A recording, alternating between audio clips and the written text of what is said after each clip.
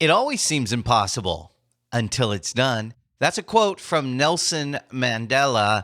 When you feel stuck, you can get desperate to find the motivation you need to move forward. We can read books, we listen to podcasts, we'll go to a big rah event. Sometimes we muster a bit of motivation, but oftentimes we find ourselves stagnant again. A few days or maybe a few weeks later, if we're lucky, you may be there right now, feeling stuck, needing some motivation. That may be why you clicked on this episode, because you're desperate for motivation. You said, there's a podcast episode all about motivation. Well, you're in luck, because I'm going to give you the ultimate secret to lasting motivation. So let's get started right now. Welcome to Mental Mastery Moment. I'm your coach, Paul Desmond Adams. Think of this show as your quick daily coaching session. Each 10 to 15 minute episode is designed to help you live the life you were created to live. I'll help you realign your mindset, maximize your productivity, deepen your relationships, and tap into your infinite creative source. On Mondays, we talk about mindset because it's vital to start your week off with the right attitude, the right expectations. It'll change everything you do in the days ahead. So let's get started right now with today's episode of Mental Mastery Moment. Okay, I might need to re-record that intro. Listening to it, I realized, man, I sound nasally and a little bit down. And that brings up something I want to talk about before we get into this episode. I want to acknowledge I have been struggling with being sick over the past couple of weeks. And that means I got a little bit behind on the episodes, but we're getting caught up this week. Now, this is the beginning of March. And if you're listening to this at a later time, you're wondering, what are you talking about?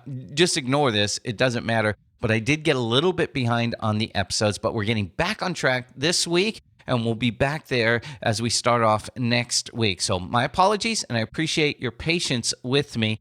All right, let's jump into this whole motivation thing.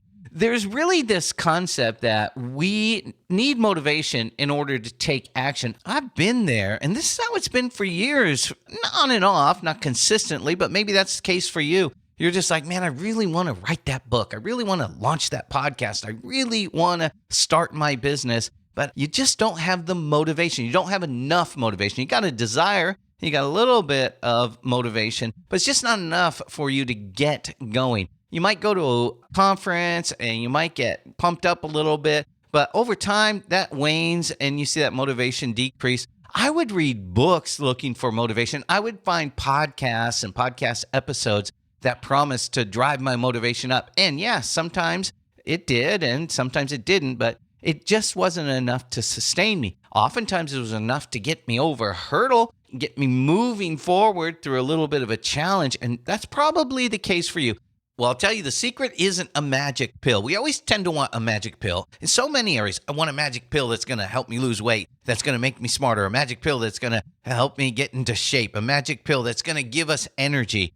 But there's no sustainable magic pill. If you take a magic pill to lose weight, as soon as you stop taking that magic pill, whoop, you're back up. Sometimes even at a higher weight than you were before. If you do that with energy, and this is what we forget so often when we're looking for that artificial energy boost, we're borrowing energy from tomorrow. And that's why you need even more of a boost further down the line. And that truly is why oftentimes we're dealing with burnout, because we've been borrowing and borrowing and borrowing. Eventually, we run out of the ability to borrow energy from the future. Well, if you remember in school, Newton's first law states, okay, so a little bit of a science lesson here in this episode. Didn't see that coming, did you? An object at rest remains at rest unless an external force acts upon it. Forces that act upon our rest when it comes to getting going and getting into motion and getting into action are things like desire. If you love what you're doing, it doesn't take much effort. That's because you have the desire and it's innate inside of what you're doing. Another thing that acts against our inertia, our rest, necessity.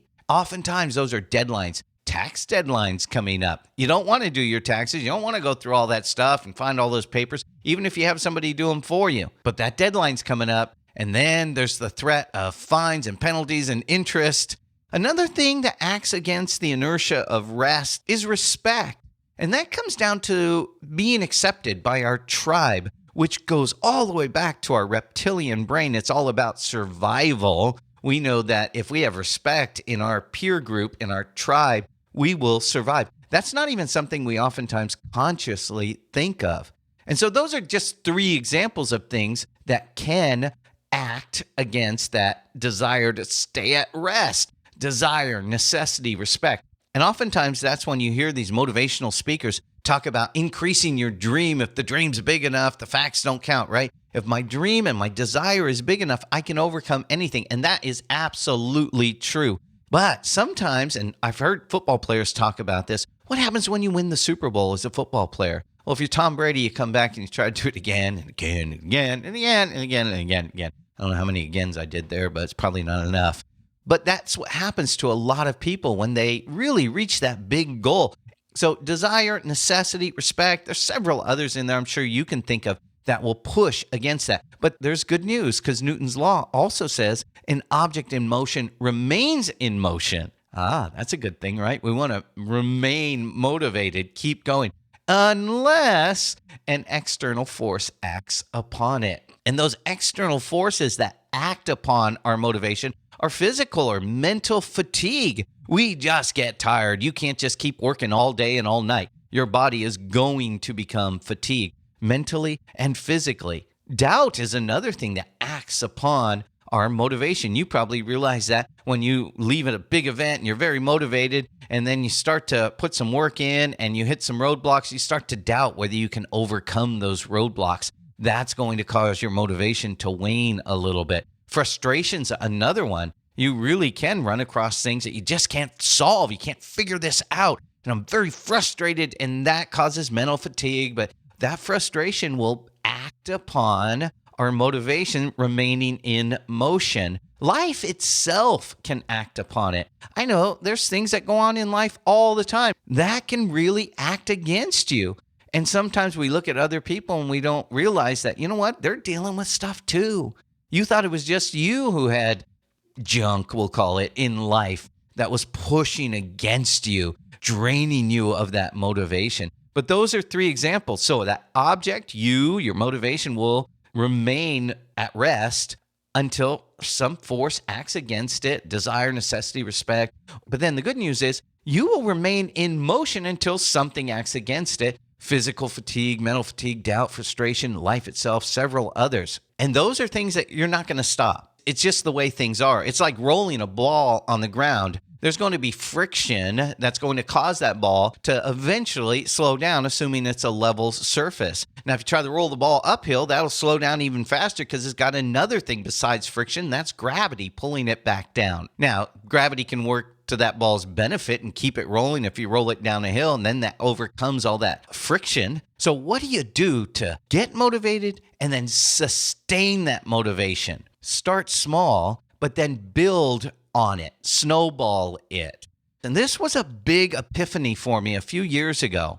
I was struggling with some motivation, and it dawned on me, you know what? I'm waiting to take action for the motivation to happen. I have to overcome that inertia that's got me at rest and take action without the motivation. Motivation's kind of like the gravity pulling on the ball down the hill, right? But in order to get it going down the hill, to get it over the hump and going down the hill, you've got to take action even when there's no gravity. You got to push against the lack of motivation and take small action, small incremental increases in action. Take that motivation that you build today from your small action and add to it tomorrow. Add a little bit more action tomorrow, and you'll be snowballing your motivation and your action. Now you have more motivation than you need to maintain your level of effort. That's really where you want to be. That's where you want that hill to be steep enough going down so you got gravity moving on that ball enough to overcome the force against it, that is friction. But you can add something that we oftentimes think of in reference to money, but you can use it in reference to effort and motivation, and that's compounding effects. Small, consistent action will act against the forces that are against you fatigue, doubt, frustration in life.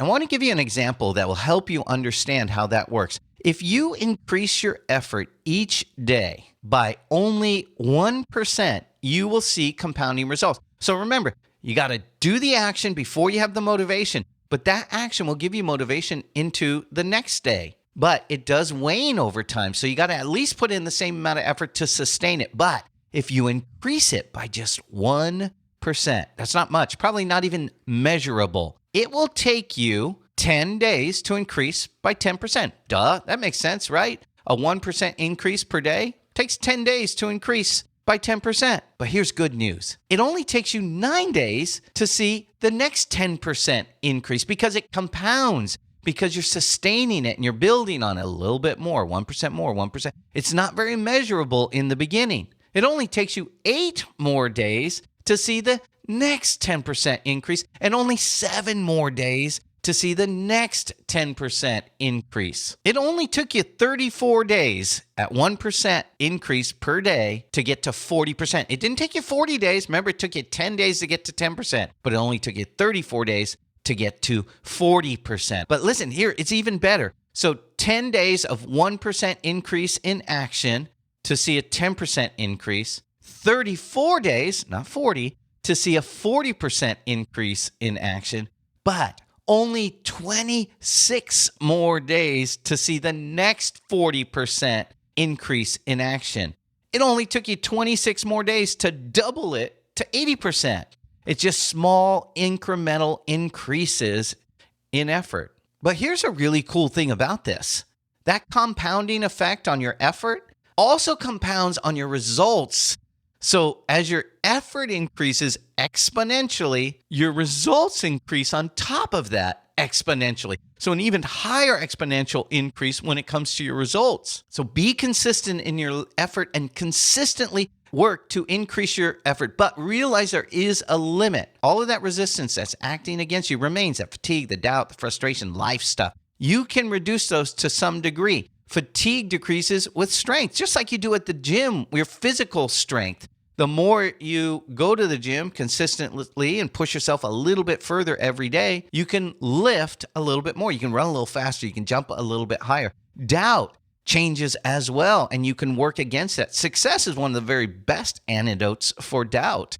Journal your doubt. You might be shocked by what you doubted a year ago. As you consistently increase your effort and your results, your doubt changes. And so journal it, even if it's just once a week. Here's what I doubted this week. And then go back to that and reread that. Frustration will change because results will help you hire help, and more eyes, more minds that are working against the things that are frustrating you. And I promise you, life is always better when you're more successful. Rest will restore your energy to fight against these factors, and rest comes a lot easier when you're seeing results. You can afford rest a lot more when you're seeing results, and rest will restore you. And so you can reduce those factors that are working against you when you see that increase in effort and that increase in results and that increase in motivation. Here's what I'd love to see you do today. Take a little bit of action. Something that's going to be a little check mark on your to-do list. Take some sort of small action today and then build on that tomorrow. You only may be able to make a very small increase in effort, but an increase is going to compound over time. Just don't push yourself to where you absolutely have become fatigued and you're not seeing the results. Make it a small incremental increase. Try it out for a week. Don't overdo it. I can't emphasize that enough. Take small action today and a little bit of an increase over time, and just watch the compounding effect on your effort, your results, and your motivation. I really hope that benefits you. If this show is something that you're enjoying, would you please leave a 5-star rating wherever you're listening, and then leave a little review saying why you gave it a 5-star rating, and then share it with somebody, maybe somebody who you know is feeling like they're in a little bit of a slump. This might be what they need. All right? Thank you so much. And as always, and this does apply today, may your reach always extend just a tiny bit beyond your grasp.